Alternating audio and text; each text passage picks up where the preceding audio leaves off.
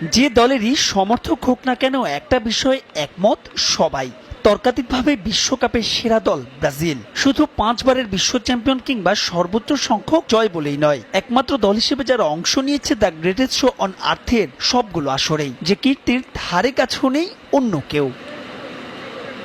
টানা 23তম বারের মতো সেলেসাও নিশ্চিত করেছে বিশ্বকাপ। এরপর থেকেই হেক্সা মিশনের পরিকল্পনা সাজাচ্ছেন ডন কার্লো অ্যাঞ্চেলোত্তি। আগামী ম্যাচগুলো যার কাছে ভীষণ গুরুত্বপূর্ণ।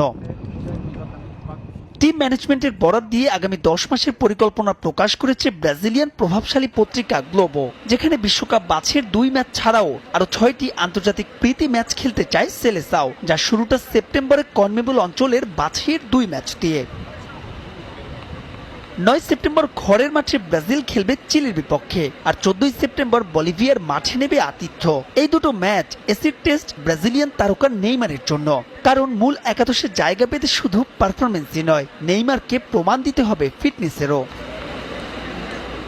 বিশ্বকাপ বাছাই পর্ব শেষে অক্টোবরে শুরু হবে প্রীতি ম্যাচ পর্ব। নামে মোড়কে প্রীতি হলেও দলগুলোর দুর্বলতা শক্তিমত্তা যাচাইয়ের মোক্ষম সুযোগ, যাই করবেন অ্যাঞ্চেলোত্তি। এই পর্বে দুটো ম্যাচ খেলতে চায় ব্রাজিল। প্রতিপক্ষ হিসেবে তারা বেছে নিতে চায় এশিয়ার কোনো দলকে। সিবিএফ ইতোমধ্যে প্রীতি ম্যাচ খেলতে প্রস্তাব দিয়েছে সাউথ কোরিয়াকে। জাপানের কাছ থেকেও মিলেছে আমন্ত্রণ। এরপর লম্বা সময়ের বিরতি। ফিফা ক্যালেন্ডারের পরবর্তী প্রীতি ম্যাচ 26 মার্চে।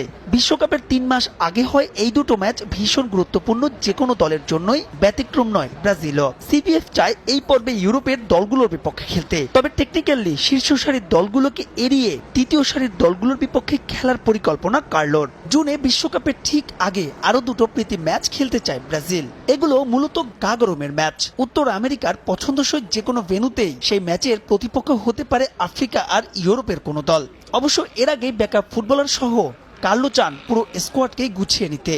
26 বিশ্বকাপে অংশ নিতে যাওয়া 48 দলের মধ্যে 3 স্বাগতিক দেশ সহ 13টি দল ইতোমধ্যে নিশ্চিত। মাহবুব